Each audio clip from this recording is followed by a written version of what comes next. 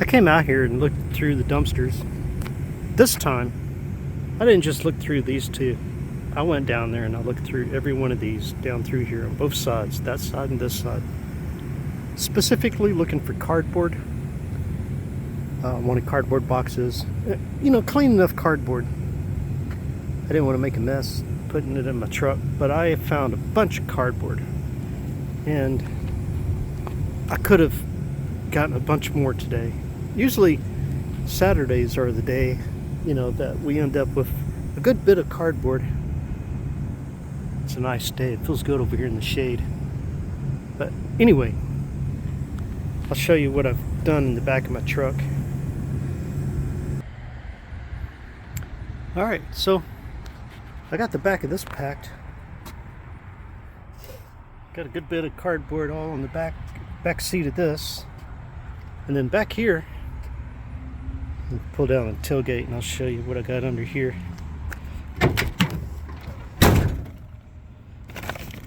Well, I tied it up real good, but I got a bunch of cardboard stuff all up in there.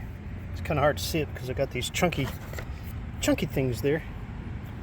Anyway, I got it tied down good all around the edges. You can see some of the cardboard in here, but I got it packed in there pretty good. And got a good bit. I got enough to do several raised beds for my gardens. And I could have gotten twice this much cardboard. There's a good bit. I mean, it's like, you can see how much is stacked in the back of my truck underneath that tarp. But I put the tarp on there for a couple of reasons. One is because I got a bunch of different pieces of cardboard and I didn't want the wind to blow them out. I gotta go down the interstate a little bit, but I won't drive very fast. But I got it on there solidly, and I got it looped in the holes around the tarp as well. That way the tarp won't flap and move around too much.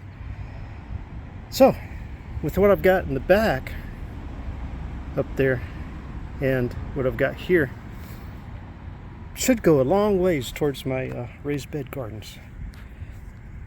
So when I get home, I'll untie this and I'll show you what I've got.